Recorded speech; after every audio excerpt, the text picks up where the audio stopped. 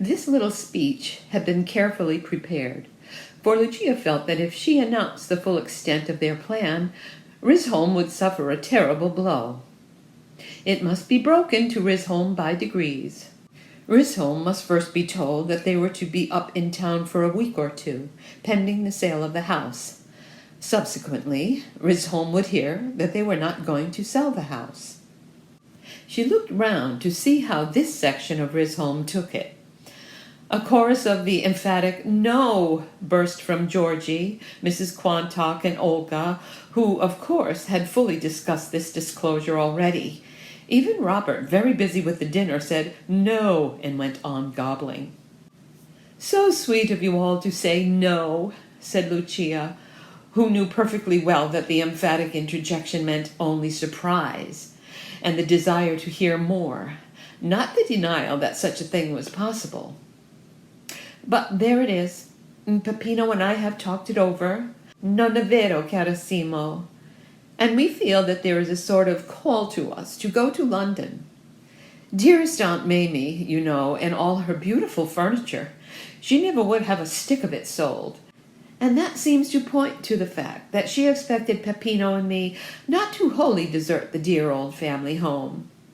Aunt Amy was born there, 83 years ago."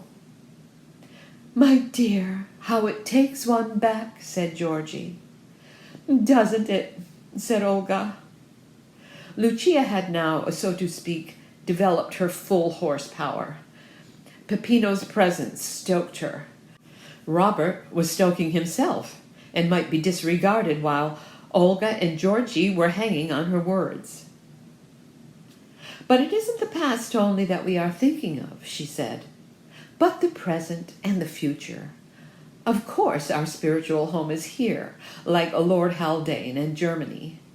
And oh, how much we have learned at Risholme! Its lovely seriousness and its gaiety, its culture, its absorption in all that is worthy in art and literature, its old customs, its simplicity." "Yes," said Olga. She had meant long ago to tell Lucia that she had taken a house in Brompton Square exactly opposite Lucia's, but who could interrupt the splendor that was pouring out on them? Lucia fumbled for a moment at the brooch containing Beethoven's hair. She had a feeling that the pin had come undone. "Dear Miss Olga," she said, "how good of you to take an interest. You with your great mission of melody in the world, in our little affairs.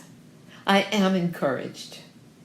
Well, Peppino and I feel, don't we, sposo mio, that now that this opportunity has come to us, of perhaps having a little salon in London, we ought to take it. There are modern movements in the world we really know nothing about. We want to educate ourselves. We want to know what the cosmopolitan mind is thinking about. Of course we're old, but it is never too late to learn. How we shall treasure all we are lucky enough to glean and bring it back to our dear Risholme." There was a slight and muffled thud on the ground, and Lucia's fingers went back where the brooch should have been. "Giorgino, my brooch! The Beethoven brooch," she said. "It has fallen." Georgie stooped rather stiffly to pick it up. That work with the garden roller had found out his lumbar muscles. Olga rose. "Too thrilling, Mrs. Lucas," she said. "You must tell me much more. Shall we go? And how lovely for me. I have just taken a house in Brompton Square for the season." "No," said Lucia. "Which?" "Oh, one of the little ones," said Olga, "just opposite yours, 42A. "Such dear little houses," said Lucia. "I have a music room, always yours to practice in." "Capital good dinner," said Robert, who had not spoken for a long time. Lucia put an arm around Daisy Quantock's ample waist and thus tactfully avoided the question of precedence. Daisy, of course, was far, far the elder, but then Lucia was Lucia. "Delicious indeed," she said. "Georgie, bring the Beethoven with you." "And don't be long," said Olga. Georgie had no use for the society of his own sex, unless they were young, which made him feel young too, or much older than himself, which had the same result. But Peppino had an unpleasant habit of saying to him, "When we come to our age," which was an unreasonable assumption of juvenility, and Robert of sipping port with the sound of many waters for an indefinite period.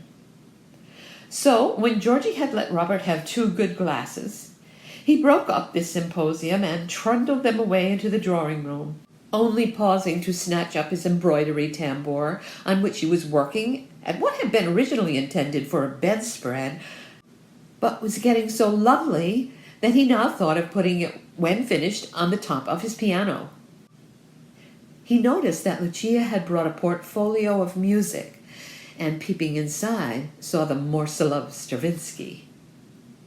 And then, as he came within range of the conversation of the ladies, he nearly fell down from sheer shock. "Oh, but I adore it," Lucia was saying. "One of the most marvelous inventions of modern times. Were we not saying so last night, Peppino? And Miss Olga is telling me that everyone in London has a listening-in apparatus. Pray, turn it on, Miss Olga. It will be a treat to hear it. Ah, the Beethoven brooch. Thank you, Georgie. Mille grazie." Olga turned a handle or a screw or something, and there was a short pause. The next item presumably had already been announced, and then, wonder of wonders, there came from the trumpet the first bars of the Moonlight Sonata. Now, the Moonlight Sonata, especially the first movement of it, had an almost sacred significance in Rysholm. It was Lucia's tune, much as God Save the King is the King's tune. Whatever musical entertainment had been going on, it was certain that if Lucia was present, she would sooner or later be easily induced to play the first movement of the Moonlight Sonata. Astonished as everybody already was at her not only countenancing, but even allowing this mechanism, so lately abhorred by her, to be set to work at all, it was infinitely more amazing that she should permit it to play her tune. But there she was, composing her face to her well-known Beethoven expression, leaning a little forward, with her chin in her hand and her eyes wearing the faraway look from which the last chord would recall her. At the end of the first movement, everybody gave the little sigh which was its due, and the wistful sadness faded from their faces, and Lucia, with a gesture, hushing all attempt at comment or applause, gave a gay little smile to show she knew what was coming next. The smile broadened as the scherzo began into a little ripple of laughter. The hand which had supported her chin once more sought the Beethoven brooch, and she sat eager and joyful and alert, sometimes just shaking her head in wordless criticism, and once saying "tut-tut" when the clarity of a run did not come up to her standard, till the sonata was finished. "A treat," she said at the end. "Really most enjoyable. That dear old tune. I thought the first movement was a little hurried. Corto, I remember, took it a little more slowly and a little more legato, but it was very creditably played." Olga at the machine was out of sight of Lucia, and during the performance Georgie noticed that she had glanced at the Sunday paper. And now, when Lucia referred to Corto, she hurriedly chucked it into a window seat and changed the subject. "I ought to have stopped it," she said, "because we needn't go to the wireless to hear that. Do show us what you mean, Mrs. Lucas, about the first movement." Lucia glided to the piano. "Just a bar or two, shall I?" she said. Everybody gave a sympathetic murmur, and they had the first movement over again. "Only just my impression of how Corto plays it," she said. "It coincides with my own view of it." "Don't move," said Olga, and everybody murmured "don't" or "please." Robert said "please" long after the others, because he was drowsy. But he wanted more music, because he wished to doze a little and not to talk. "How you all work me," said Lucia, running her hands up and down the piano with a butterfly touch. "London will be quite a rest after Risholme. Peppino mio, my portfolio on the top of my cloak, would you? Peppino insisted on my bringing some music. He would not let me start without it." This was a piece of picturesqueness during Peppino's absence. It would have been more accurate to say he was not sent back for it, but less picturesque. "Thank you, carissimo. A little morsel of Stravinsky. Miss Olga, I am sure, knows it by heart. And I am terrified. Georgie, would you turn over?" The morsel of Stravinsky had improved immensely since Friday. It was still very odd, very modern, but not nearly so odd as when, a few days ago, Lucia had failed to observe the change of key. But it was strange to the true Rizzlemite to hear the arch-priestess of Beethoven and the foe of all modern music, which she used to account sheer Bolshevism, producing these grand staccato tinklings that had so often made her wince. And yet, it all fitted in with her approbation of the wireless and her borrowing of Georgie's manual on auction bridge. It was not the morsel of Stravinsky alone that Lucia was practicing. The performance, though really improved, might still be called practice. It was modern life, modern ideas on which she was engaged preparatory to her descent on London. Though still in harbor at Risholme, so to speak, it was generally felt that Lucia had cast off her cable and was preparing to put to sea. "Very pretty. I call that very pretty. Honk," said Robert when the morsel was finished. "I call that music." "Dear Mr. Robert, how sweet of you," said Lucia, wheeling round on the music stool. "Now, positively, I will not touch another note. But might we have another little tune on your wonderful wireless, Miss Olga? Such a treat." "I shall certainly have one installed at Brompton Square, and listen to it while Peppino is doing his crossword puzzles. Peppino can think of nothing else now but auction bridge and crossword puzzles, and interrupts me in the middle of my practice to ask for an Athenian sculptor whose name begins with P and is of 10 letters. "Ah, I've got it," said Peppino.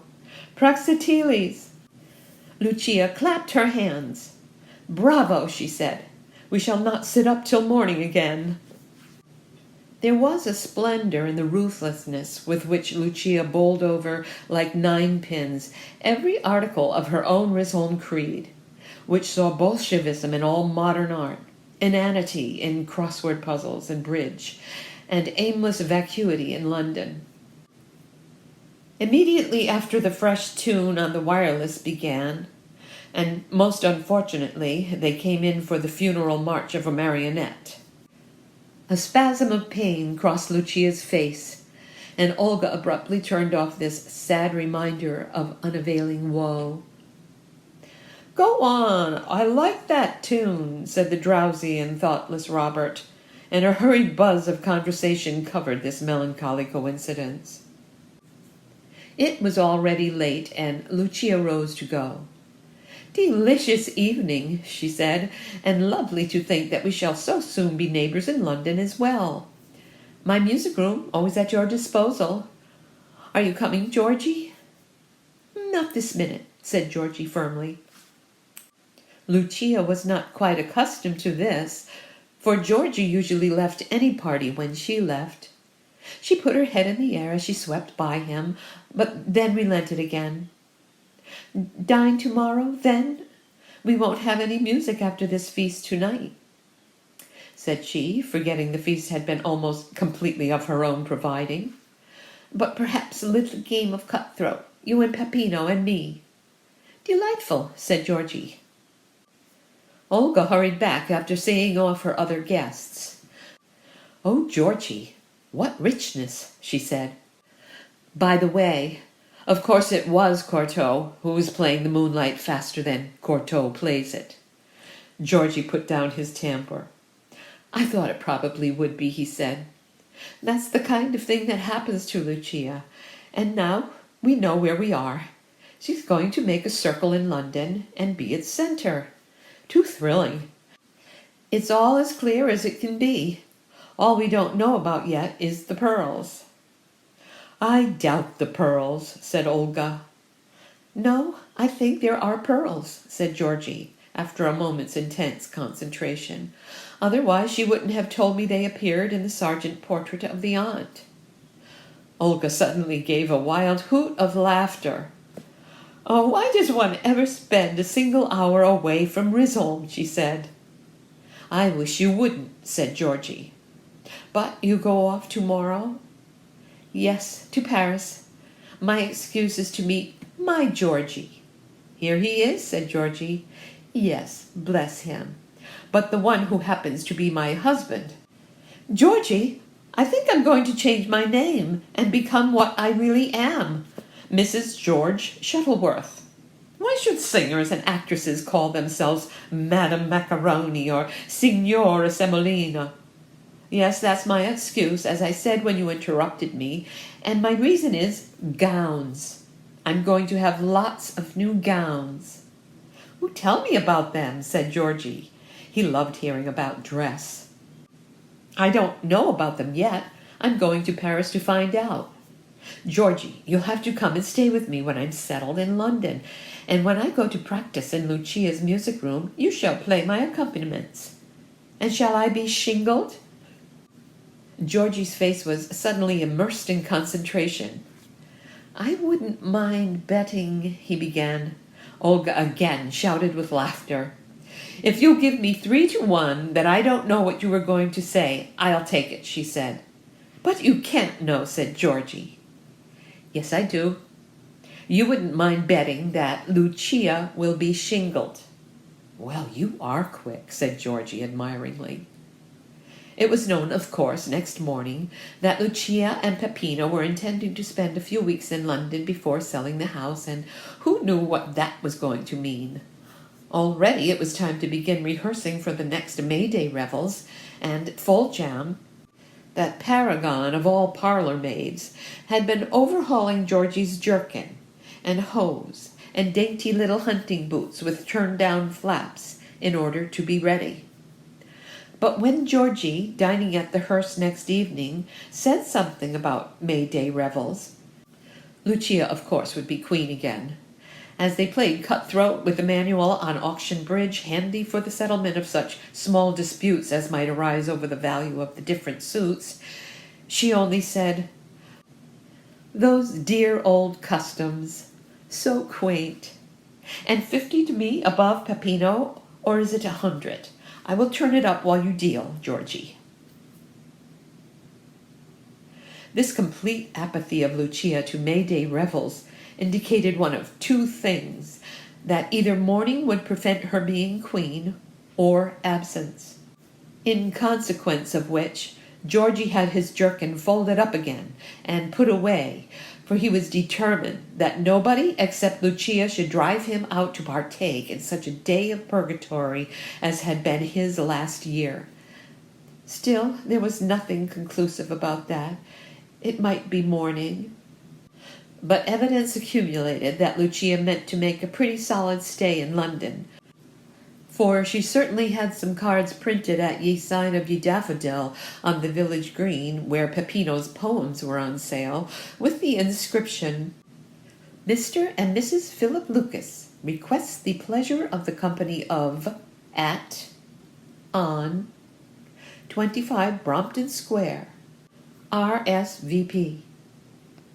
Daisy Quantock had found that out, for she saw the engraved copperplate lying on the counter, and, while the shopman's back was turned, had very cleverly read it, though it was printed the wrong way round and was very confusing. Still, she managed to do so, and the purport was plain enough: that Lucia contemplated formally asking somebody to something, sometime, at 25 Brompton Square.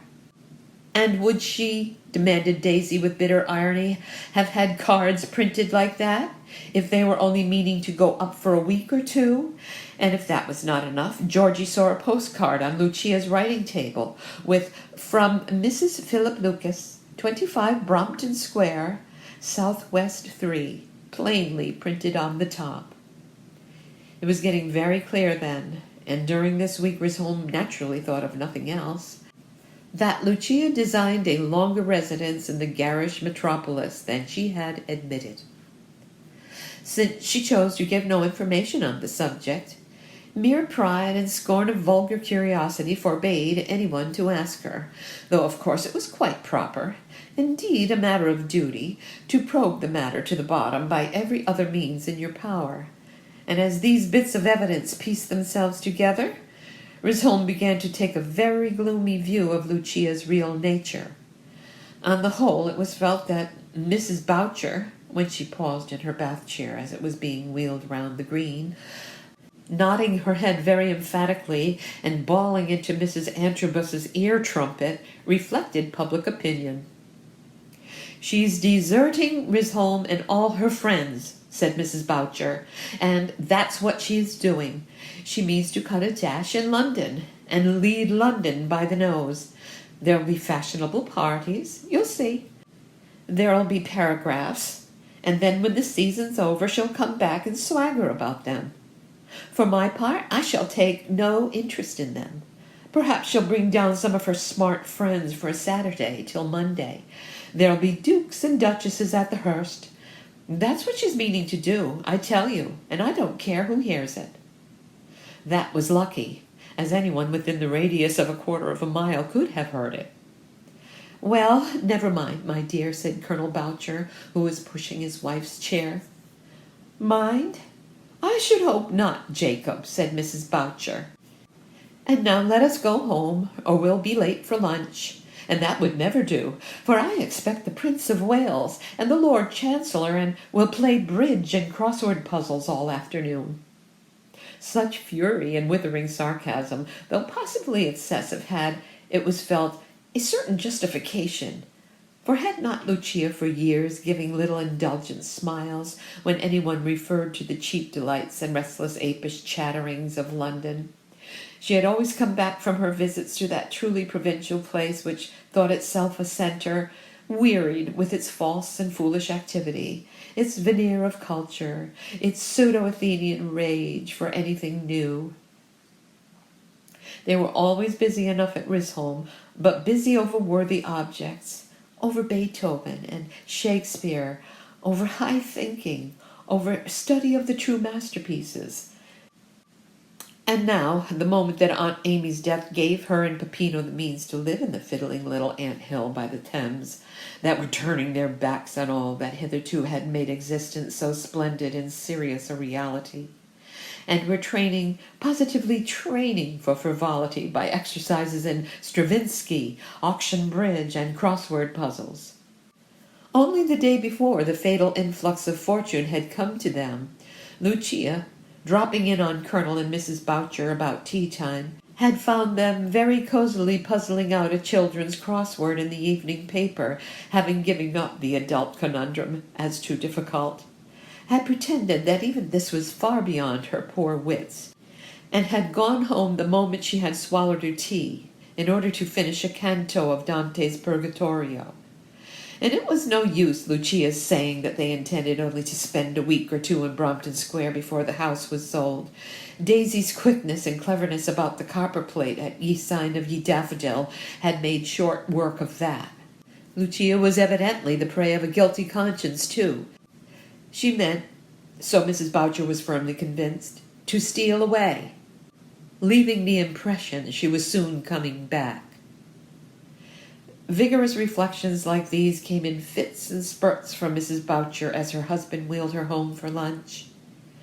"And as for the pearls, Jacob," she said as she got out, hot with indignation, "if you actually asked me what I think about the pearls, I should have to tell you that I don't believe in the pearls. There may be half a dozen seed pearls in an old pill box. I don't say there are not, but that's all the pearls we shall see. Pearls!"